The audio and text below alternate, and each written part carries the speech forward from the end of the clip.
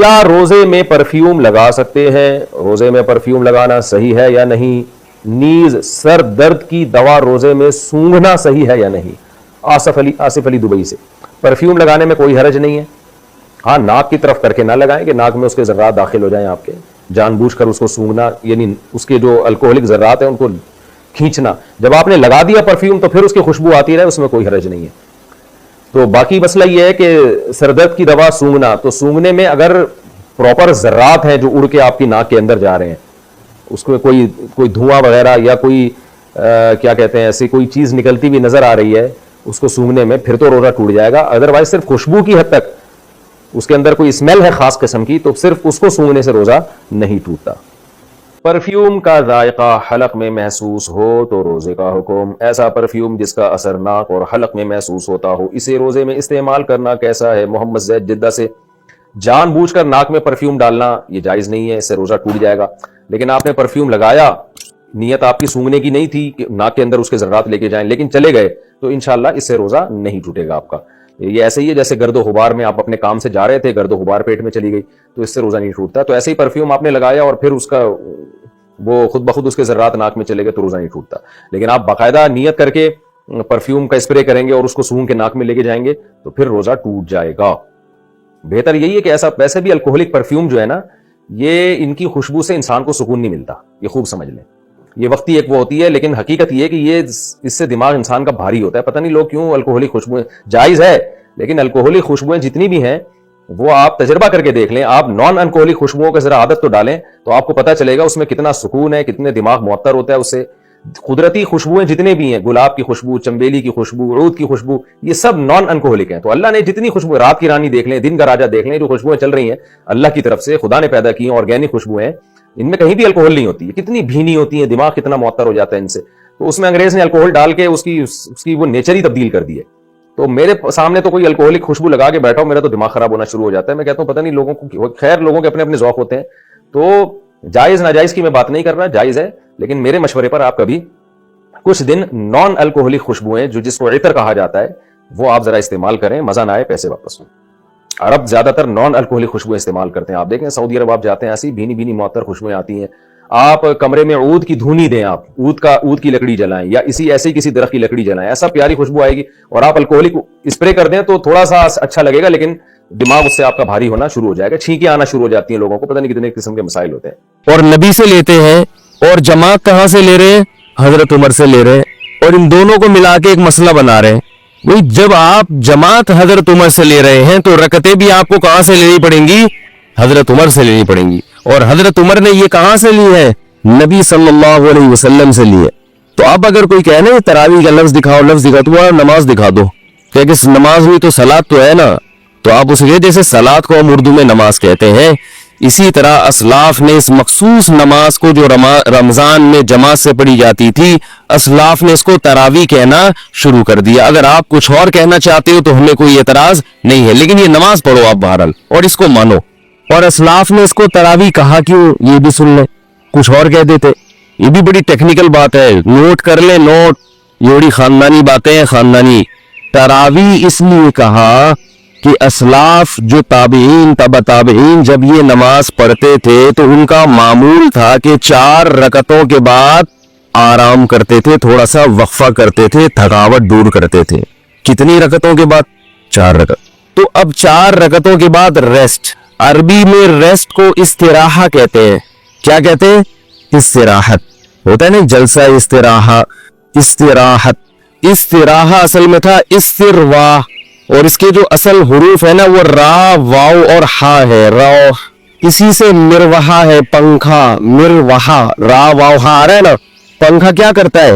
ہوا پھینک کے آپ کو راحت دیتا ہے، بشرطے کہ چل رہا ہو. کوئی اسی والوں کی تو کوشش ہوتی ہے کہ نہ دے. اگر پنکھا چل رہا ہو تو آپ کو کیا دے گا؟ راحت دے گا. اور آپ کی طرف بھی ہو، پر نہ دوسرے والے کو دے گا، آپ کو ٹینشن دے گا. تو راحت سے نکلا یہ لفظ، صحیح ہے نا. تو ترویحہ راحت پہنچانے والی چیز. تو 4 رکعتوں کے کو کیا کہا جاتا تھا؟ ترویحہ. کیونکہ اس کے بعد وہ کیا کرتے تھے؟ راحت حاصل کرتے تھے. کیا حاصل کرتے تھے 4 رکعتوں کے بعد؟ راحت. اب ذرا بات سمجھنا، ترویحتن کی جمع ہے تراویح. ترویحتن کی جمع کیا ہے؟ تراویح. عربی میں جمع کم سے کم 3 افراد پہ بولی جاتی ہے. 2 کے لیے عربی میں الگ صیغہ ہے. دیکھو رجل 1 آدمی, رجلانی 2 آدمی, رجال 2 سے زیادہ. رجل کیا ہوا, روزہ کیوں لگ رہا ہے آپ کو؟ ہمارا بھی روزہ ہے بھائی, بولے نا ذرا. رجل ہمارے بھی روزہ ہے. اب ہمارے سامنے یہ نہ بتائیں کہ صرف آپ کو روزہ لگتا ہے, سب مسلمان ہیں. رجل 1 آدمی, رجلانی 2 آدمی, رجال بہت سارے یعنی 2 سے زیادہ, وہ کہیں کچھ بھی ہو سکتے. ترویحتن 1 ترویحہ یعنی 4 رکعتیں. ترویحتانی 2 ترویحیں یعنی 8 رکعتیں. تراویح 8 سے زیادہ. پتہ یہ چلا کہ اسلاف کے دور میں 8 رکعت تراویح کا تصور نہیں تھا, ورنہ وہ اس کو ترویحتانی کہتے. تراویح آپ لوگوں نے قسم اڑائی ہوئی ہے بھائی, جملہ مکمل کیا کریں. اگر وہ 8 رکعتیں کا معمول ہوتا اسلاف میں تو وہ اس کو ترویحتانی کہتے, تراویح نہیں کہتے. مصنف ابن ابی شیبہ کی روایت ہے, جا کے دیکھ لیں. اور مزے کی بات یہ کہ عربی میں جمع کی 2 قسمیں ہیں, ایک جمع قلت اور ایک جمع کثرت. جمع قلت کہا جاتا ہے 9 تک کے افراد, اور جمع کثرت اس سے بھی زیادہ. تو تراویح کا مطلب 3 ترویحوں سے زیادہ. 12 رکعتوں کو بھی نہیں کہہ سکتے آپ, الا یہ کہ اس میں تسامح سے کام لے. ورنہ اصل کیا ہے کہ تراویح کا مطلب بہت سارے ترویحیں, بہت سارے ترویحیں. تو اس لیے کم سے کم تراویح کی مقدار یعنی اس لفظ جو ہے نا, یہ کم سے کم جن افراد پہ صادق آ رہا ہے وہ 12 رکعتیں کم سے کم, اور یہ لفظ بتا رہے ہیں کہ وہ 12 سے بھی زیادہ ہے. تو یہ لفظ خود انکار کر رہا ہے کہ تراویح 8 رکعتیں نہیں ہو سکتی. یہ اسلاف ورنہ اس کو یہ نام نہ دیتے. رہی وہ حدیث موطا امام مالک کی کہ جس میں آتا ہے کہ حضرت عمر نے 8 رکعتیں اور 3 وتر پڑھائے, وہ حدیث ضعیف ہے. اب میں اس کی سند میں جاؤں گا تو ٹائم لگے گا. گل ویلے دی تے پھل موسم دا والی بات کر لوں آپ کے سامنے بھائی, بات شارٹ مختصر ہو اور سمجھ میں آ جائے. اس حدیث وہ موطا امام مالک کس کی کتاب ہے؟ پورا نام بتا رہا ہوں, موطا امام مالک, یہ کس کی کتاب ہے؟ یہ تو ایسے پھر بھی نہیں بتا رہے یار آپ لوگ. یہ تو ایسے ہی ہو گیا جیسے ایک وہ تھا, ایک وہ بیٹھا ہوا تھا, وہ پہلے زمانے میں سیٹ چیلے, وہ تو نہیں گرو ہوتا تھا نا, اس کا چیلا ہوتا تھا, ہے چیلا. تو جو چیلا تھا نا وہ بڑا مالدار تھا, اور گرو کیا تھا؟ غریب بیچارہ, ظاہر ہے اس کا نوکر تھا.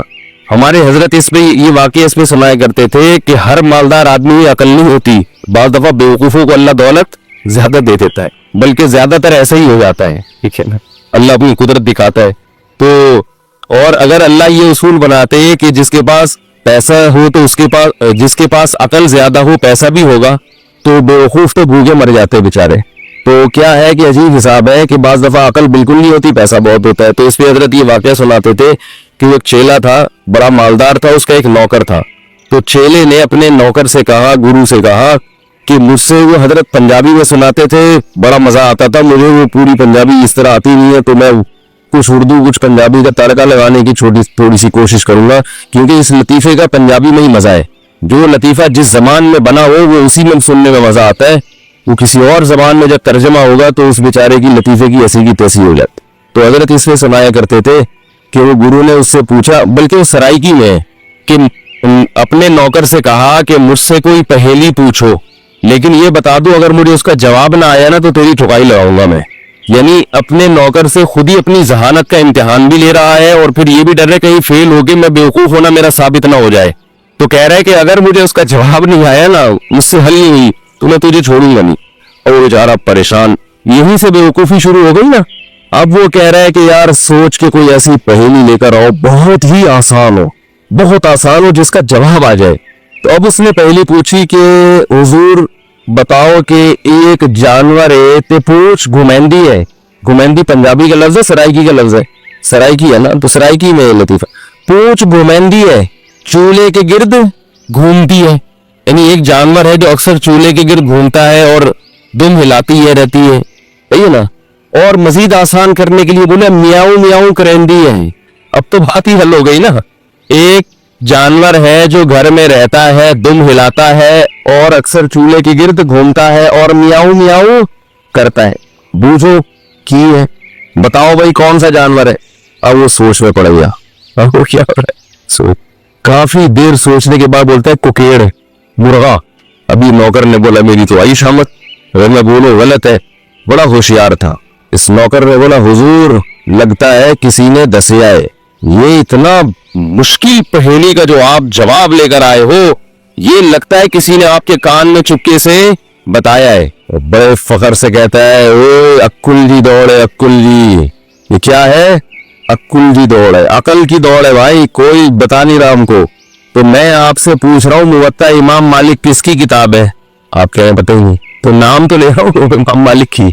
ये तो ऐसे ही हो गया जैसे एक इम्तिहान में सवाल आया, पहले मोहम्मद बिन कासिम का पूरा तस्करा था कि उसने हिंदुस्तान पे 17 हमले किए और ये किया और वो किया। आखिर में बच्चों से सवालात थे, क्योंकि वो बच्चे इतने नालायक थे आजकल जैसे स्कूलों के होते हैं कि वो उस्ताद पेपर इतना आसान बनाते हैं फिर भी पास नहीं होते।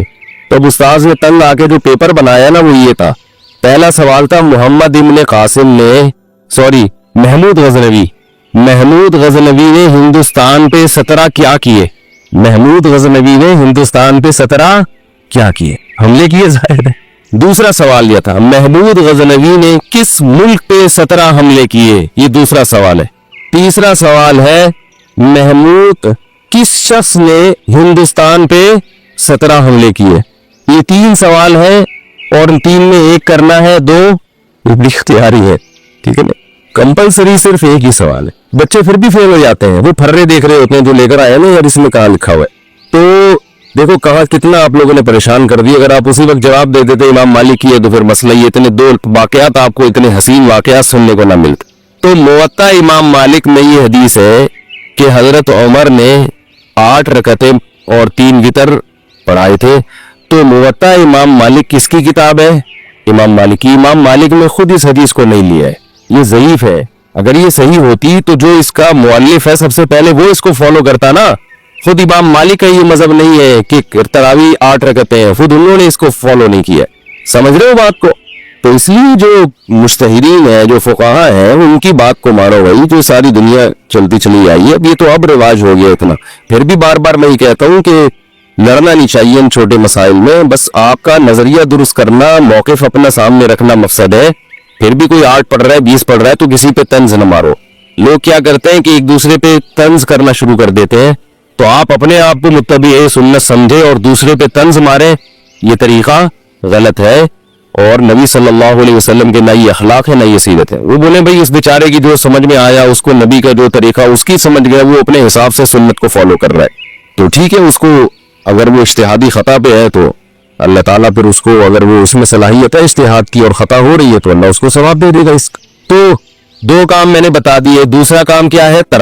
तिलावत। और उसी के लिए नबी सल्लल्लाहु अलैहि वसल्लम ने तरावी को मशरू करार दिया। फिर आप सल्लल्लाहु अलैहि वसल्लम हजरत जिब्रील के साथ रमजान में कुरान का दौर किया करते थे, तो इसलिए रमजान में रात को तरावी भी पढ़नी चाहिए और दिन में भी तिलावत का एहतमाम करना चाहिए। तीसरा काम जिसका हदीस में जिक्र मिलता है और कुरान ने इशारा भी दिया है उसकी तरफ, वो क्या है? सदकात व खैरात की कसरत। रोजा रखना आसान है, माल खर्च करना मुश्किल। आजकल लोग मन्नतें जो मानते हैं ना कि मेरा ये काम हो गया तो ये करूंगा, ये खवातीन जो मन्नतें मानती हैं, नमाज रोजे की तो मन्नतें मानी जाती है, पैसे खर्च करने की मन्नतें नहीं मानी जाती। दुखती रख पे हाथ रखा गया वो नहीं रखा मैंने। पैसे खर्च करने की मन्नतें नहीं मानी। पैसों से हमें बहुत मोहब्बत है और अल्लाह ने जहां नमाज का जिक्र किया वहां माल खर्च करने का जिक्र साथ साथ किया। इससे पता चलता है कि अल्लाह को कंजूस नमाजी पसंद नहीं है। तो हम इस नोट से दिल ना लगाएं, इस प्रॉपर्टी से दिल ना लगाएं, रखें, मगर साथ साथ अल्लाह की राह में खर्च भी किया करें। आपको पता है कि पहले सूफिया किराम की जो खानकाह होती थी, आजकल चंद एक को छोड़ के अच्छे लोग भी हैं तसव्वुफ में, अल्हम्दुलिल्लाह उन्हीं की बरकत से आज ये दीन कायम है। हम भी इसी तसव्वुफ के सिलसिले से जुड़े हुए एक नालायक हैं जो आज यहाँ बैठ के टूटा फूटा दीन का काम कर रहे हैं। तसव्वुफ पर रद्द हरगिज मकसद नहीं है, किसी का मजाक उड़ाना मकसद नहीं है, लेकिन बहुत सी खानकाहें کھانے پینے کا ایک ہوٹل بنی ہوئی ہے, لنگر فری کے چل رہے ہیں, اور مریدین آگے پڑے ہوئے کھا رہے, کھا کے گردنیں موٹی ہو رہی ہیں. جب ان سے پوچھا جائے کہ تم یہاں کیوں پڑے ہوئے ہو تو کہتے ہیں ہم اصلاح کرنے کے لیے آئے ہوئے. ہم کیوں آئے ہوئے ہیں؟ اصلاح کرنے. چلو پھر بسم اللہ کرو, کھانا کھو. پھر وہ سیٹ کوئی وہ لے آیا, دیگ لے آیا بریانی کی. تو بھائی کوشش کیا کرو جتنا ممکن ہو کھانا اپنے پیسوں سے کھایا کرو, اس سے اصلاح زیادہ ہوتی ہے. دوسروں کے پیسوں سے کھانا کھانے سے اصلاح بولو نا کم ہوتی. اور اگر خانقاہ میں ہو تو کوشش کرو کھاؤ ہی نہیں, روزے رکھو, کیونکہ روزے رکھنے سے جو اصلاح ہوتی ہے وہ کھانے سے نہیں ہوتی. تو بہرحال تو پہلے لیکن اچھی خانقاہیں بھی ہیں الحمدللہ. تو میں یہ نہیں کہہ رہا کہ لنگر کوئی کھلا رہا ہے تو وہ غلط کر رہا ہے, اور جو کھا رہا ہے غلط کر رہا ہے, بدگمانی جائز نہیں ہے, لیکن تھوڑا سا اپنے اوپر بھی انحصار کرنا چاہیے نا. ایک خانقاہ ایسی ہے ملیشیا میں, میرا بھائی وہاں گئے, انہوں نے بتایا کہ جس کو بھی ملیشیا میں کھانا مہنگا پڑ رہا ہے نا ہوٹل سے خرید کے کھانا, وہ شیخ سے اصلاحی تعلق قائم کر کے خانقاہ میں ایڈمیشن لے لیتا ہے. آنکھوں دیکھا واقعہ بتایا انہوں نے. شیخ سے اصلاحی تعلق قائم کریں گے اور خانقاہ میں ایڈمیشن لے لیں گے, اور پھر وہاں پہ لنگر آ رہے ہیں اور وہ اصلاح کی نیت سے کھا رہے ہیں. تو اگر کبھی جانا ہو تو ملیشیا میں مجھ سے پوچھ کے جائیں آپ لوگ, ٹھیک ہے نا. میں اپنے بھائی صاحب سے پوچھوں گا بھائی وہ کدھر ہے یار وہ خانقاہ, میں نہیں جاؤں گا وہاں, بات کر رہا ہوں. تو ایسے لوگ بھی ہو, تو جیسے جب وہاں ملیشیا میں ہو سکتا ہے, حالانکہ وہ بھی ہمارے ہی ایک سلسلے کی خانقاہ ہے, تو یہاں نہیں ہو سکتا کیا؟ یہاں بھی ہے.